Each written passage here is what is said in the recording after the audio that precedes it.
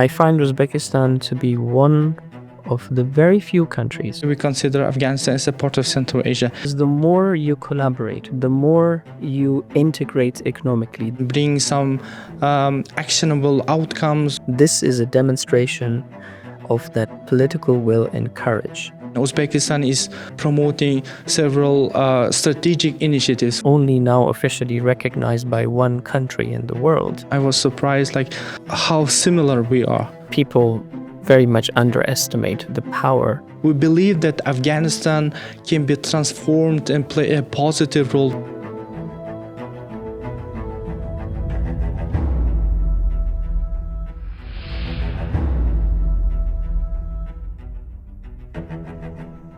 Hello everyone, welcome to CPR Talks. Today I am delighted to be joined by Basir Feda, Unit Head for Afghanistan at the Berghof Foundation in Germany.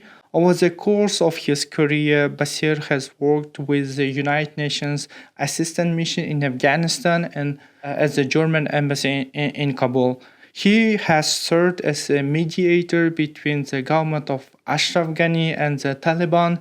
Today, he leads regional dialogue on Afghanistan, a platform brings together experts across the region, EU, and Afghanistan itself. His work sits right as an interconnection of diplomacy, mediation, and regional integration, making him the perfect person to help us unpack Afghanistan's place in evolving regional order in Central Asia. Welcome, Bashir. Thank you. Thank you for having me. It's our pleasure. So we are also in Central Asia. We have different perspective when it comes to Afghanistan. At least from perspective of Uzbekistan, we consider Afghanistan as a part of Central Asia. Maybe I don't know what makes us think Afghanistan is a Central Asia, but in terms of history, in terms of connections, there's all social capitals and other things. Because of the history, we consider Afghanistan as a part of Central Asia. But at the same time, we, at least here, it's common knowledge that history showed that Afghanistan cannot be transformed by coercive force or enforced modernization or other instruments. So this kind of thinking led Uzbekistan to pursue a more pragmatic or more constructive dialogue with Afghan authority. So do you think this policy of dialogue will yield tangible outcomes in the long run? Yep. Thank you. I think you are already answering the questions that you're asking me. Obviously, for me, specifically, my last, I'd say 12 years now, spent in dialogue and peace building. Unfortunately, it seems like people very much underestimate the power of dialogue, of constructive engagement.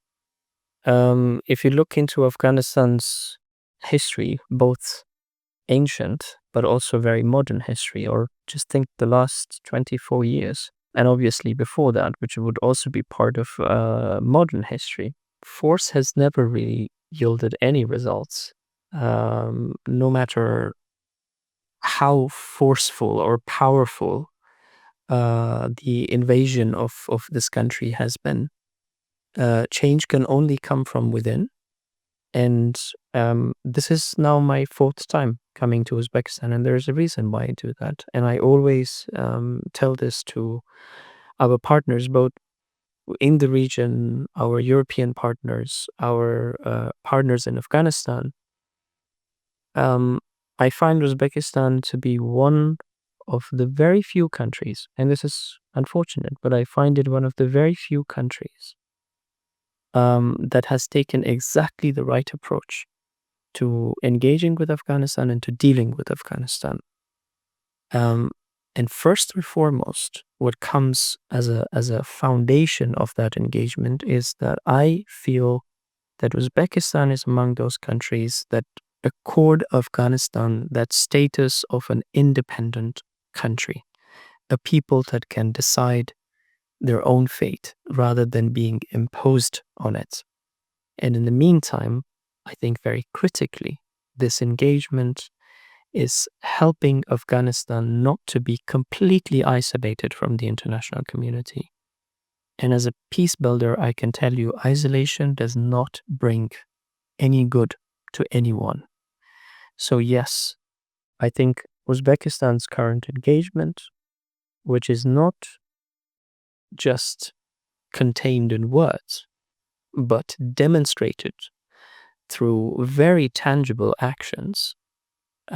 Before we started the podcast, we talked about the center, in Termiz, the trade center. This is a demonstration of that political will and courage. And at the end of the day, these are the kind of engagements that will bring meaningful, real change in Afghanistan, not isolation, not force, not intimidation. Yeah, thank you for your insight. Indeed, in lots of people in this part of the region, in Central Asia, believe that dialogue is one of the effective way when it comes to the engagement with Afghanistan. But at the same time, if you talk with some experts from West, they try to diminish this kind of efforts, saying this is just symbolic gesture. It doesn't bring anything significant. But there is such kind of also way of thinking. But like here we have different position. What do you think? Like, do we reach the point where our dialogue can bring some actionable outcomes or effective results with Afghanistan? I mean, first of all, I think it's already delivering that. Today we are talking about the resumption of regional connectivity projects that may have been planned even before the Taliban took over Afghanistan. Whether you're talking about regional connectivity projects, Uzbekistan and Afghanistan and Pakistan, so a very clear link between Central Asia and South Asia. Or if we are talking about other regional connectivity projects, the energy projects, as again, the trade center, as I already mentioned, and from my conversations with our Uzbek colleagues here in Tashkent, it is also very clear that there's that a lot more is underway. This is all very tangible progress, and this is happening at a time when there's a lot of challenges, both which Afghanistan faces, be it grounded in the current geopolitical climate that exists, or the regional rivalries that exist around Afghanistan, not necessarily related to Afghanistan, but specifically South Asia, for example. So there is already, I think, if you take all of these challenges together, and if you're talking about a country that is only now officially recognized by one country in the world, Russia, that's already quite a lot. It could have been far worse. Our expectations could have been far lower, but that's not the case. And that is exactly thanks to countries like Uzbekistan that shows that kind of political courage and implemented through political will.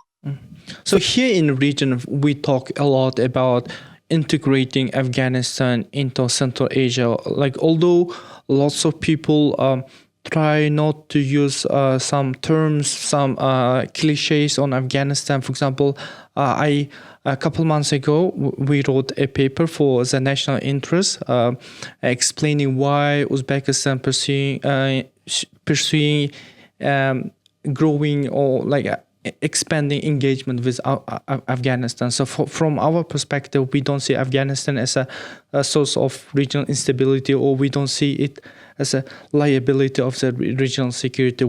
We believe that Afghanistan can be transformed and play a positive role when it comes to connecting Central Asia to South Asia. And Uzbekistan is promoting several strategic initiatives. One of them is Surkhan Pule Khumre, this electricity line. At the same time, I think a couple months ago, I'm sure you saw news. Uzbekistan signed the agreement with Afghanistan and Pakistan regarding this Tirmiz, Naibabad, Logar and Harlachi railway. So this kind of framework, we believe this economic development can undercut all this, not like all is strong word, like in most of social and economic roots of extremism in Afghanistan. In your view, what concrete opportunities could open up for Afghanistan if it becomes meaningfully integrated into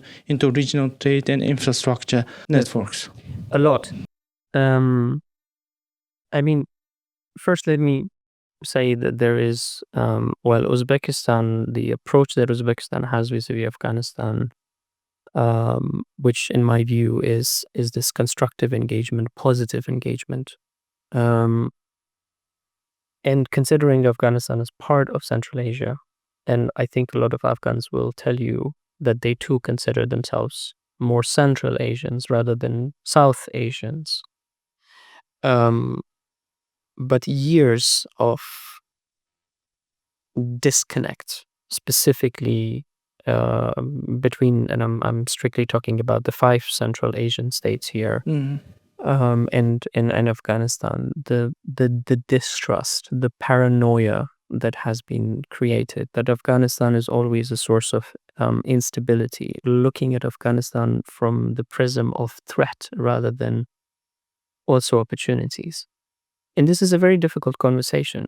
We have it not just in the context of Afghanistan, but you see it in many other contexts. This balance between security and development, and these arguments and counter arguments. Can economic development bring stability, insecurity, and vice versa? And which comes first? This is a very difficult conversation. And in my view, these are all very interconnected. We see it in the work that we do on a daily basis.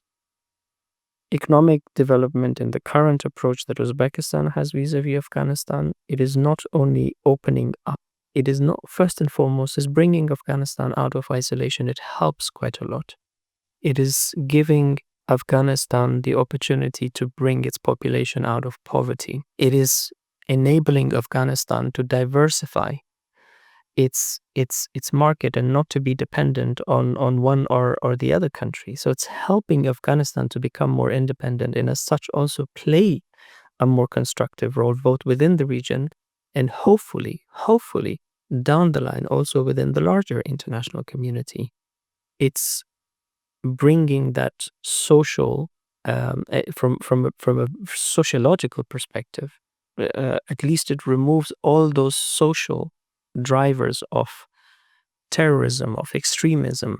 It's giving Afghanistan the opportunity to also experience other cultures, it helps it with job creation, for example. And all of these are incredibly important factors for Afghanistan's stability, which in turn brings stability to the region. And I mean, this should be a no-brainer. Thank you for your response. So we talked about this several initiatives that Uzbekistan are promoting. At the same time, we know you talked about this Aerodrome Trade Center, and Uzbekistan also launched the educational retraining center in Afghanistan. From your perspective as a expert on Afghanistan, as someone who knows better the needs of Afghan people, are there any specific sectors or projects that could serve as a catalyst to both economic growth and stability in Afghanistan? I think that what is already happening is already going into the right direction, specifically investments in infrastructure projects, be it energy, be it railway. All infrastructure projects These are incredibly important, as I said, not just for Afghanistan, but also for Central Asia, also for Uzbekistan in particular, right? The connection between the Central Asia and South Asia is, to my understanding, one of the key goals of Central Asian states in general, in Uzbekistan in particular. But I think beyond that, there's also water resources management, education, as you're well aware, is a huge challenge, specifically when it comes to women education in Afghanistan. And here again, not that any country would impose its own will on Afghanistan, but I think through this constructive engagement, that change could eventually happen, because economic development without the entire population of Afghanistan engaged in it and contribute to it is at best maybe meager, and at worst probably not possible. So this is why I think the collaboration could go even further. There could be more people-to-people contact.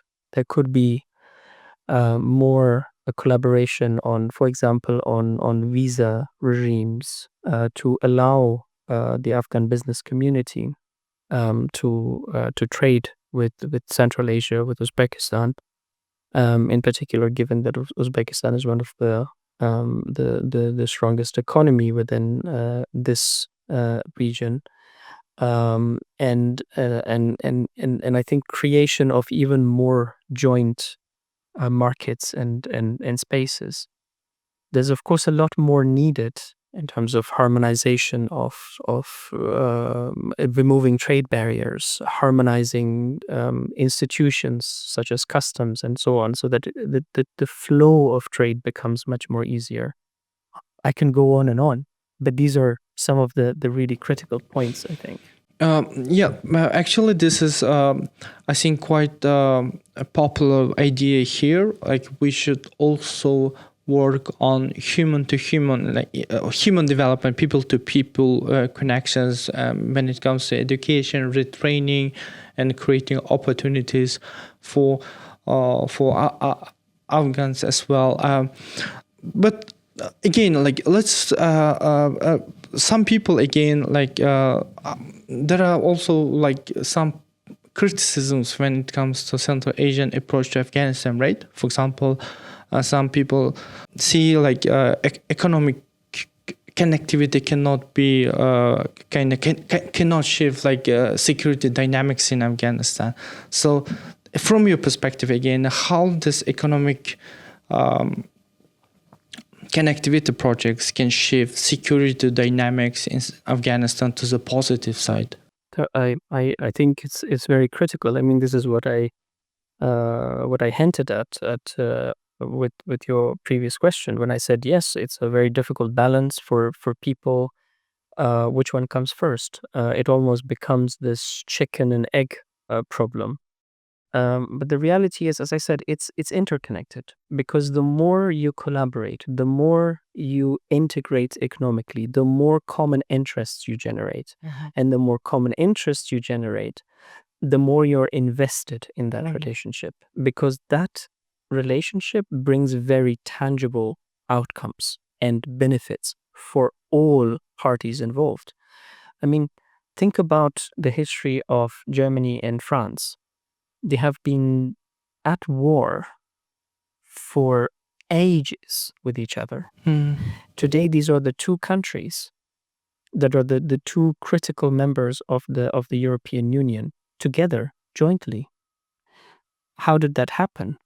Right? It happened primarily through economics, right? If you look at that history, and this is really all about because what economic integration and more economic collaboration brings is exactly these things that we're talking about. It creates relationships among traders, among people from these countries. It creates jobs. It removes some of these critical factors that lead to extremism, which in turn leads to security issues and security problems. So you want to deal with all of that? Well, generate common interests. I think it's pretty straightforward. Okay, thank you. You recently participated in the Termes dialogue, right? This multilateral expert forum focusing on connectivity between Central Asia and South Asia. I know, like, I'm talking a lot about Central Asia and South Asia. This is like, it's not just about this history. It's not about just economy. And I like couple months ago, I traveled to Pakistan, and I was surprised, like, how similar we are because of this long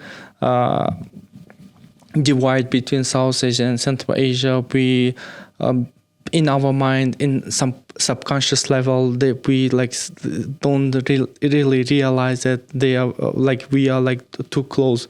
But then it kind of changed my perspective. So at the same time, like considering like events happening in international relations, in international order, this kind of platforms seem increasingly important. So from your perspective, in a broader context of Central and South Asia economic integration, what role can Afghanistan realistically play? Like, as a bridge, as a beneficiary, as a perhaps even driver of this process, right? When it comes to the Termes dialogue, I can tell you that's just another example of a country like Uzbekistan once again leading the way. And really demonstrating that political will and courage. And I keep saying this again because it might sound hollow to your viewers and listeners, but this has become so critical, especially these days, especially dealing with countries like Afghanistan, to create these kind of formats of what I would call more adaptive diplomacy. Or in our peace building lingo, we call it more track 1.5 diplomacy, where you bring obviously the policymakers, but you also really bring the experts, you bring the business community. And now remember there existed some formats in the past specifically focused on Afghanistan, but all of those formats are frozen or dead or not really working.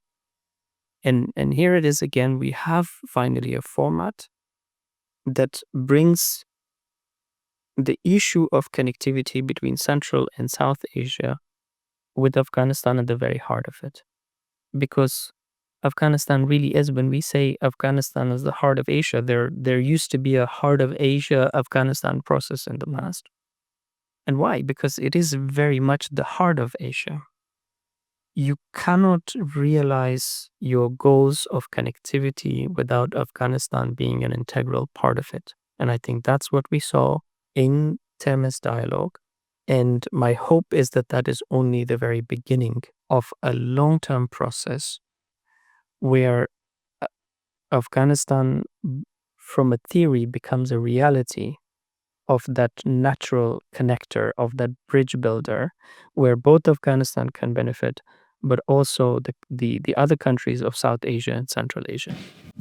Thank you for your insight. It seems like despite this all talks, still it seems for some Western countries are trying to exclude Afghanistan from conversation, from dialogue, right? Like citing different domestic issues which are important for Western electorate.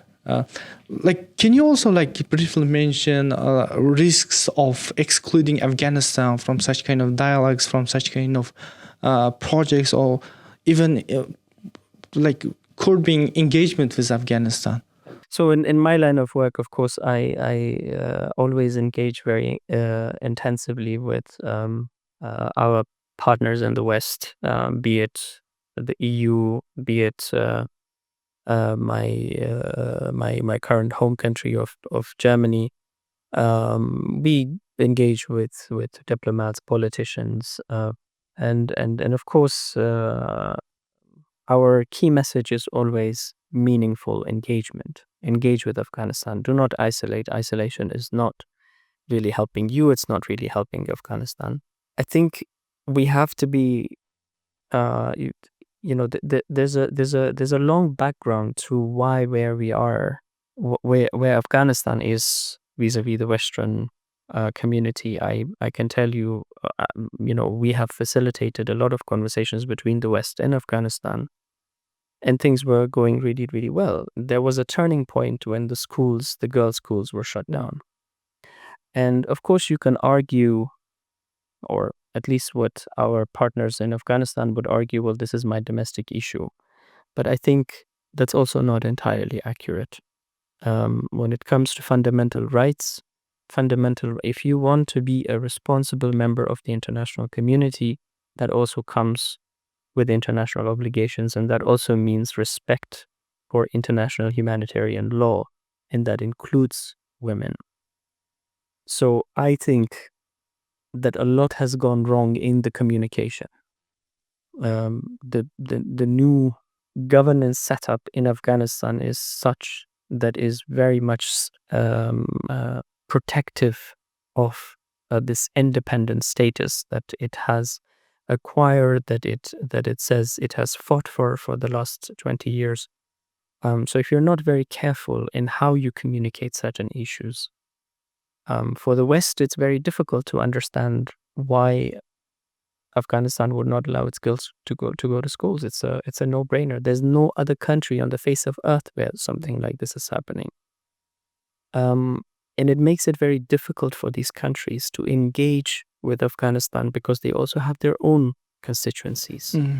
So it becomes a barrier. It becomes, and we are in this deadlock situation, where no side has been moving from their stated positions. But my hope is that this situation will also change, and the way to change that is, again, through meaningful, constructive dialogue and understanding each other. It's very difficult for the Western audience to understand why Afghans are doing what they're doing. But there are very good reasons for that. Afghans will tell you why this situation is the way that it is. And when it comes, by the way, to girls' education, it's not just a demand from the Western society. It's also what the Afghan society wants, and that's our understanding as well. Thank you again. Amazing ideas, insights. So, Basir, you've been directly involved in some of probably the most sensitive negotiations and initiatives shaping Afghanistan's future. So, I'd like to close by asking, what gives you hope right now when it comes to Afghanistan's regional integration and stability? Because as you already said, I have spent a significant time of my life on this country. I know Afghanistan. I know the Afghan people, and I also know the potential for change, despite when things might look very difficult and impossible. And I can tell you, if I was not an optimist, I would not be doing what I do for a second. I could spend my life doing something else and invested in something else. But when I see actors like this very country that we are sitting in right now, trying different approaches, that means that a country like Uzbekistan has not lost hope in Afghanistan. It sees it as an integral part of its own future.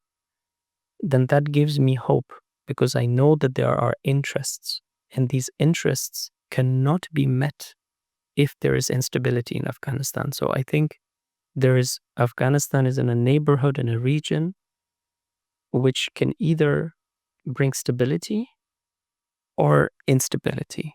And I don't think that anyone wants instability. And that, for me, is a very clear interest, but also a source of hope.